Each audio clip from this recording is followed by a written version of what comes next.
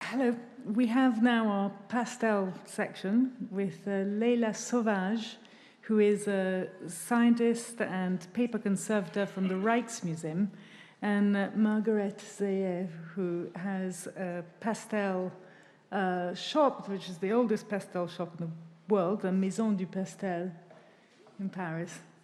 Thank you.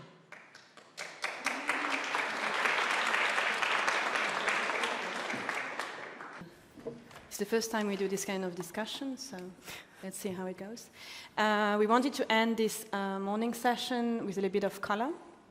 And not only paper, but what is on paper, so a topic that is dear to our hearts and that basically gathers us today is pastel. And we kind of designed this discussion around three topics. First of all, the Maison du Pastel, which you might not be aware of, color change and fragility for pastel paintings. So I know Margaret and Isabel for a while. I was there last summer looking at your collection of pigments and pastels. But I would like to invite you to discuss a bit more about what you do. Well, thank you very much. I actually like to just start by saying how humbling it is to be here with you and how much it wasn't a given that we could ever find ourselves in a position to share the information we will be sharing and having discussions. When my partner Isabelle Rocher took over this family business 23 years ago, it was completely in shambles, really in ruins. You know, no heating, no electricity, just the glimmer of this incredible heritage that her family had carried from 1880 on. And so in the last 2 decades, more than 2 decades, we've just been feverishly working both metaphorically and sometimes quite literally in the shadows to build back this company and to bring to light this incredible archive, which was in this very dingy attic. So it's my pleasure now to share it with you. So as for me, I'm Margaret Zayer. I'm a pastel maker. I am actually might consider the principal pastel maker now at La Maison Pastel in France, the oldest pastel manufacturer. I also spearhead the activities, or maybe that's euphemistic, the snooping into our archive, into our old attic, into the old papers. And there are 2 roles that are quite compatible in the end, because what we do today, the craft, the dynamic of our company has remained relatively, pretty much entirely unchanged since a certain chemist and pharmacist, Henri Rocher, took over this old art shop back around 1880. And looking back, it's a really exciting time. There's a convergence of different factors which end up crystallizing into what became known as Henri Rocher pastels, which are still known as Henri Rocher pastels. You have, due to the Industrial Revolution, many new pigments arriving on the market. You have a new wave of artists who are going to define this second kind of golden age of the technique, who are looking for materials that will be up to their standards, with which they can really realize their works. And Rocher had at his disposal as well a highly skilled, experienced artisan working in the traditional methods at the heart of the Maison Marque, as the company was known. So what he did with that was, as a chemist, he rethought all of the formulas to make the pastels better, frankly. Leaning on these traditional fabrication methods, bit of archival work, leaning on these traditional fabrication methods to bring out the full potential of these recipes, the fullest intensity of colors, being able to control the texture of the material. And that was actually completely against the current at the time, or at least evidence that we found in old brochures from other companies and from the evolution of the wording in our own brochures. Leads us to believe that the trend was towards mechanization in terms of how the pigments were ground, in terms of potentially extruding pastels versus rolling by hand. I'll give you a little sense, actually, of this is I wouldn't go so far as to call this a treatise, but a little snippet describing pastel making, actually, that dates to 1683 and our techniques today, so showing how they remain unchanged. So new formulas that he created, old methods of fabrication, embracing the new pigments on the market with a bit of caution because they weren't all very reliable. and really kind of exchanging with artists to give them what they wanted in terms of how the pastels adhere to paper. And I think the most exciting thing was in terms of the variety of colors. Rocher brought the range from around 300 colors in 1880 to over 1,200 colors in the early 20th century. His son would later push that to a then unprecedented 1,650 colors in the 1930s. And it's due to all of these factors that he gained the trust of the artists, and Maison has continued to keep that fidelity of artists. You know, and we counted among our clients Degas, Whistler, Sisley, later Vuillard, Dufy, Serge Polyakov, etc. And so, you know, right now, from generation to generation, these sort of pillars of the Maison have remained intact. Henri Rocher's recipes, or the philosophy behind them, because pigments evolve, traditional craftsmanship, the exchange with artists, that constant dialogue, and that curiosity about materials. And that's where we are today. Mm-hmm. And I would just give you an example of the kind of exchanges we have with Margaret and Isabelle by email, over the phone, or in real life. I know that I was at the Marmottan Monet Museum in Paris, and I examined a pastel by Berthe Morisot, late 19th century. And something was art. It was views of different exteriors and gardens. And I saw those gray lines, which didn't make sense because it seemed to be more like a white architecture. So to me, it must have been a light pink or white pigment, but I'm seeing it today as a gray drawing on paper. So I came to Margaret and Isabelle to say, well, have you heard of anything? Is that something that maybe Henri Rocher was looking into? Is it something that suppliers were aware of? Because we're exactly in this timeline where all these changes happen. Well, that's a very generous way of characterizing me, sending you random emails with photographs that I take of old books or snippets of things, including a recent photo of a painting I saw at auction where the lips had clearly been a pink, but it faded to a gray, and it was very kind of Pamela Anderson in the 90s lip liner kind of effect. No, but Henri Rocher not only was really aware of the pitfalls of new pigments, you see it become quite central to even the way he advertised the pastels. Actually, you know, my notebook here is a facsimile of one of the documents from the 1890s, where he says, amongst discussing the fabrics, the techniques of fabrication from the 18th century, that the solid colors they employ, they being the firm, employ, are for the artist a sure warrant that their works will bear with impunity the trial of time. In fact, later brochures I saw from, if I can say it right, and I remember it more in the French, went as far as to say that now, because of his additions or his take on the medium, that pastel could become as much, if not more solid than oil painting.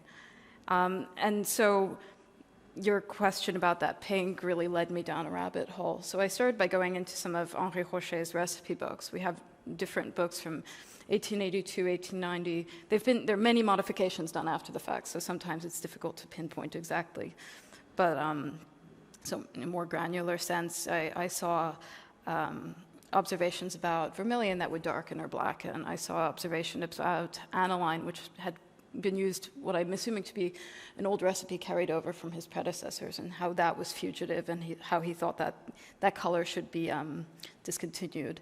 Less overtly mentioning light fastness of cochineal or carmine-like. Actually, I was going to go to this. But that I saw illustrated in these, what we thought were color charts. And it's really, when I talk convergence of factors, I was looking into these for Caroline Corbeau-Parsons, who was exhibiting a few at the Musée d'Orsay at a recent pastel show. And I stumbled upon these right when we were engaged with discussion with Leila. And I realized that they weren't just color charts, that they had probably been folded in three and were actually light fastness tests. And so what I'd noticed from the formulas, but also old brochures, an evolution of brochures, was that there were many new reds that were brought in to the company, and many of them were grouped into a special category, which you consider the macro reds or the special reds, which were all of the reds that weren't affected by atmosphere, light, etc., i.e. not the vermilions, the cochineal. They were all Garance-based. And these two reds existed at one point, both called, carmine, as you can see. And you can clearly see the difference between the carmine lake and the the Garance. So there are other, examples as well, but they were clearly not only aware of the issues, but as a chemist, he was very methodical in trying to parse out unsuitable pigments. Yeah, and it's quite funny to see those pictures because I kind of reflected back on this image and submitted this one from the Rijksmuseum collection that I worked on. It's a pastel painting much earlier, 18th century, Jean-Étienne Lyotard, which when we restored it, opened the frame and realized what the color was under the rebate. So that's an area in the lower part of the image that was protected physically from light by the frame. And of course, I came back to Margaret and Isabel to say, well, what happens in the 18th century? Is there any chance that you can help us understand what happened much earlier on? Because it seems that the samples they have from the 19th century, 20th century might resonate with what we see on actual historical pastels. Well, what's interesting for me is that the time Henri Rocher took over, and we see, well, we not only produced pastels at that time, but watercolors, etc. So we have an even broader kind of palette of options to look through in terms of materials. It seemed to be a period of transition between sort of historic materials, if we were still using Carmine Lake. I saw examples of Cendre Verte and Pierre de Fiel, and moving into the sort of modern age materials. So maybe there are enough traces that overlap with that area of study. What was interesting to me when you brought up these works was kind of the idea of catalogue raisonné. Besides seeing the actual true color, what we presume to be the true color, if you as well lean on examples from the artist of the same subject, of potentially the same garment, to more fully perceive what would have been the original state. Yeah, and this is actually, I think, something that you probably are much more aware of than me, is that in this, I think, relies the power of catalogue raisonné, where you might have a full collection of the artwork of an artist. I did look into other pastels from the same period by another artist, Rosalba Carriera, for which we could take a sample, and in this case, use scientific analysis to identify, for example, Carmine Lake. I'm looking into treatises to try to understand whether those artists were connected to what was written about. And there is sources of 18th century texts that do, in a way, complain about the quality of some very specific pigments, and red legs were one of them, so I found it interesting. I just wish that we could have more images of unframed pastels, but it is a very challenging, of course, thing, because I'm involved a lot in the conservation of those media. They're extremely fragile. They're most of the time framed. So unframing a pastel painting is not something that you do without thinking about it. So I think that, yeah, it could be nice when there is a big conservation project that, someone involved in the catalogue raisonné is kind of in touch, because I think those kind of images do inform us very precisely about something that I think is very sensitive on paper, is color change.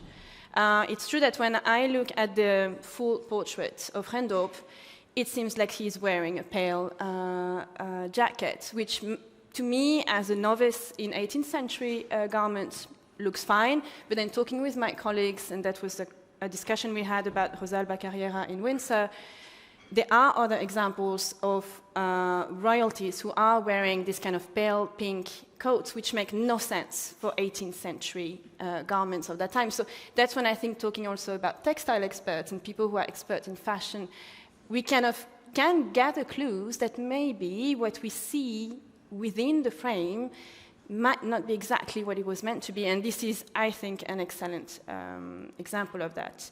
And for me, it's something I wonder if in the process of building catalogue raisonné, this is ever addressed. But I think it asks questions about how do you document this? How do you provide images? Is there a way to scientifically define how much of the color has faded, or how it could have been like in the past? And I think this is why the exchange with an actual pastel manufacturer is very interesting. And I think, just to add on that, the thing that we went a little bit further with Margaret and Isabel, because they have such a complete collection of pastels and archival materials. You have an example here that Margaret gathered.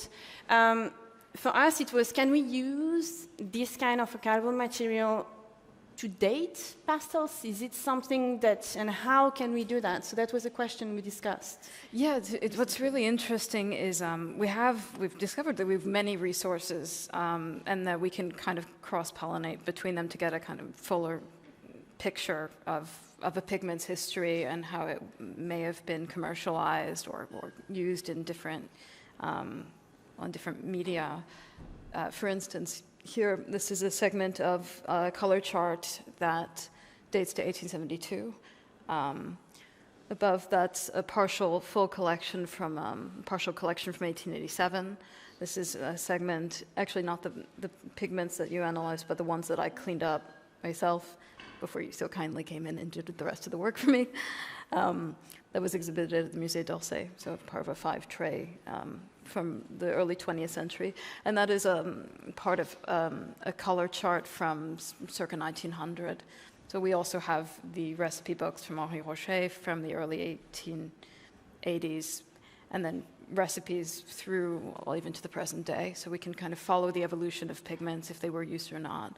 And then on top of that, the brochures, which, you know, at one point I just sort of gathered all of the things that were marked old documents and found all of the old brochures relating to our Maison and just followed them according to the amount of colors. So you can see colors appear, you can see colors disappear. In terms of reds, for instance, I was seeing reds jump from one category, from the regular reds to the special reds, and then eventually there were no more special reds. So you can see that certain pigments were on the out, most likely.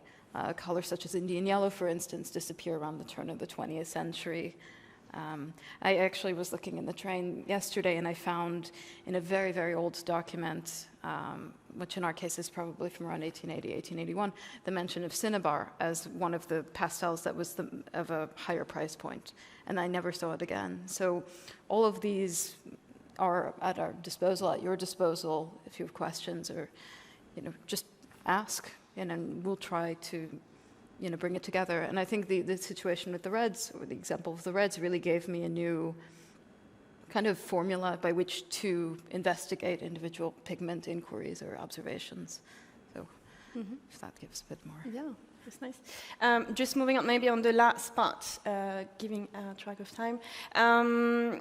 There is another aspect which is very close to what you do, I think. I take it as an approach as a conservator, very interested into the materiality of pastels. So of course, I started with 18th century materials, which are maybe more difficult to document.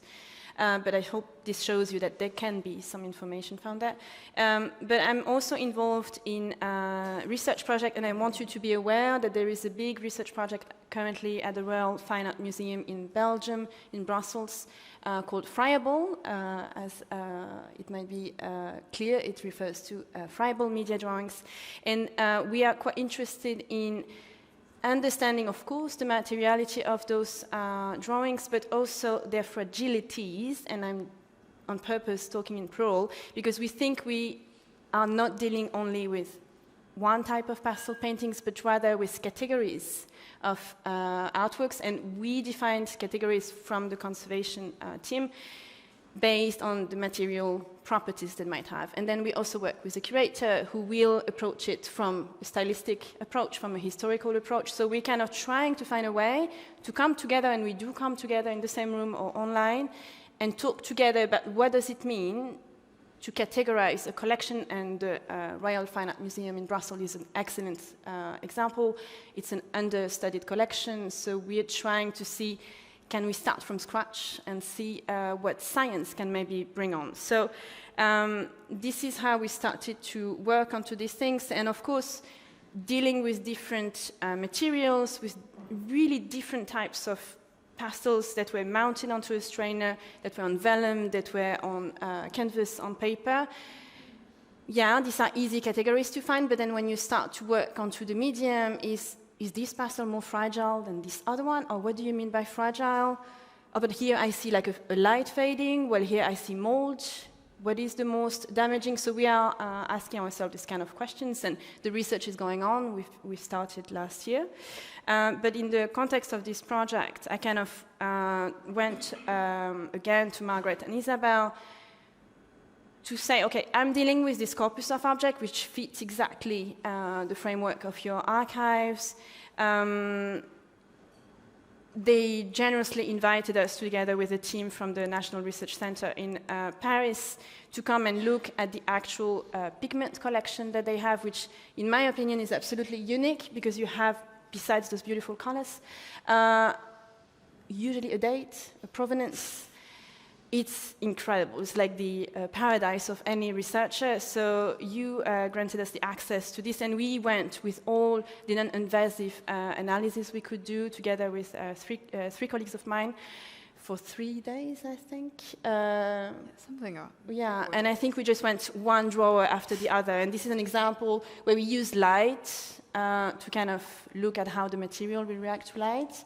You have another example. We tried to do everything in situ, without moving, without opening, all those very fragile, actually, glass tubes. And we're trying, to understand what kind of pigments we have there, but there we, besides the chronology, besides the typology, we're also trying to find a geography inside there and trying to see, okay, we know this specific artist has done this pastel. Where was the artist at that time? Was there any connection with the Maison du Pastel or maybe with other color dealers? And that's, I think, the richness of your collection.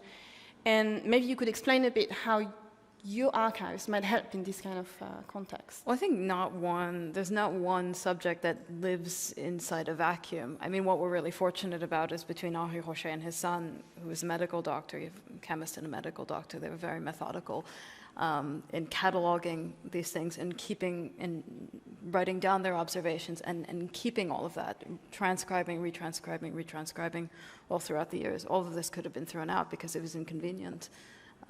The son, who was a medical doctor, unfortunately, was the one who wrote a lot of these tubes, so they might not always be the most legible, true to form. In fact, you can see the scale of that collection in the background, that chest of drawers, and the first part of that is actually pastels, which I think is a cumulative collection from the 1880s through maybe the 1930s. I just think, no, we really just have an open door. Every day we find something new. Every day we make a new connection because people ask us questions, and it leads us into opening that book, into opening that drawer. As for, it's so much bigger than just us. But if our collection of materials and then the questions that arise, and, for instance, the reds, it got me thinking. We have brochures from other companies from around the turn of the 20th century. I found, in an old Giraud brochure, mentions of Garance pigments, overtly, mentioned. And I looked online and I found that Le Franc was talking about using Garance pigments for a special line of reds. So, what is unique to us could then start becoming indicative of a pattern in the greater market. But, what's complicated but exciting is that we had many resellers within Paris. Abroad, we were getting pigments from all over that evolved. So it's really a living, breathing thing, but I think it's very much, like today that, look at all of us in this room from all of these different countries with all these different experiences. I think it's just, I look back at all of this and I see a reflection of what we are today, these discussions. Yeah. And there is one thing that I noticed beside the dust on those tubes, was that some of those, so we obviously see light fading, so we see a color change, and this is something that you might be aware of. But there's another thing you might not be aware of, is that in some of your sticks, some of them were like incredibly moldy, some were broken down, while some of them were fine. So what are the other kind of concerns that Henri Rocher might have had throughout his production? Rocher was aware of all of the elements that could have affected the pastels, be it, the influence of light or the atmosphere. Also, questions about mold. He was actually quite interested in trying to counteract mold. I found one example where he actually had tested a couple of his black pastels or swatches of them in a basement. He left them in like a basement for a year, a dank basement, and saw which ones held up to humidity best. He wrote, with his son, he wrote about hygienic means of framing pastels. They were obsessed with fixation and finding Quentin Latour's fixation techniques. He found letters to Saint-Quentin where they were kind of looking into that. But they even, treated moldy works from some of their customers I believe Charles Léandre, had written because he had champignons, he had mushrooms popping off of his one of his works, and they actually went to his studio and they published this journal that they distributed to subscribers, where they talked about going to his studio and finding there was a wall that where there was a water infiltration, and that was probably the source of the issue, and how they actually treated the work to get rid of the mold, I think putting it in a formaldehyde chamber. But also, I think Rocher was particularly engaged with questions, these kind of questions as well, maybe aware of toxicity, because he was very much engaged in his community. He was part of the Commission of Public Hygiene. His son, being a medical doctor, was very much engaged in the same issues and quality of living. So you see, the intersection of all of these pursuits, and so I think that gives a really unique perspective to their work as well. Yeah. And maybe just to conclude, I do think, this is just a final thought, is that as a conservator, I think I'm dealing with the material that is there, in the condition it is, and my role is to preserve it, to make sure that, hopefully in the future we appreciate the art in a similar manner. We've done incredible progress in understanding the material, how it might degrade, and maybe we're getting a little better at preserving without touching the object. This is all the branch of preventive conservation, where we have improved significantly the display, for example, of pastels and paper artworks in general, through glazing that is now laminated glazing that filters out UV, that is also low reflective, so you can also have a different appreciation of framed artworks. We're also very much involved in general into monitoring the climate, because this is, just as you said, pastels are also very sensitive to light, but also to high humidity. Mold is always a big worry for those objects. So it seems that the community, both in science and in conservation, is also evolving. While understanding this material, we are also trying to preserve it in the better way. But you're also actively working, producing pastels today, which might end up in my bench in a few years. So I wonder, how does that play in your practice today? What's really exciting is I think that today has the potential of being a new golden age of the pastel technique. I think the variety of pastels available on the market, the ability to protect your work and know it will hold up over time, the quality of pigments that are made for these great industries, automotive coatings and industrial coatings. They're very much more resistant than the pigments made perhaps for the textile industry in the late 19th century. I think it's an excellent time to be a pastel artist. And as for us, I think I've been thinking hard about this, and I think maybe out of all of the things that we've shown, the most valuable resource we have is our lived experience. Because today, we're working with artists in the way they would have before. We understand just the human dynamic of an artist coming to the shop and not finding the color they're looking for, and going back and thinking, what can I do to make this artist fulfilled? And so, in our own little humble way,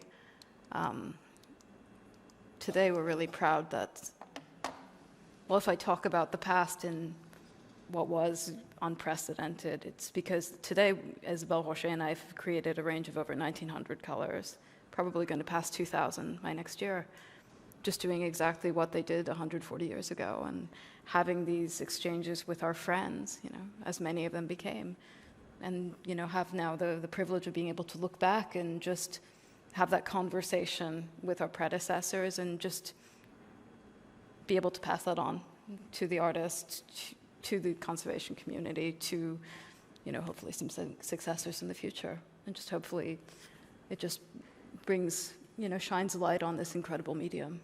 So, thank you. Thank you all.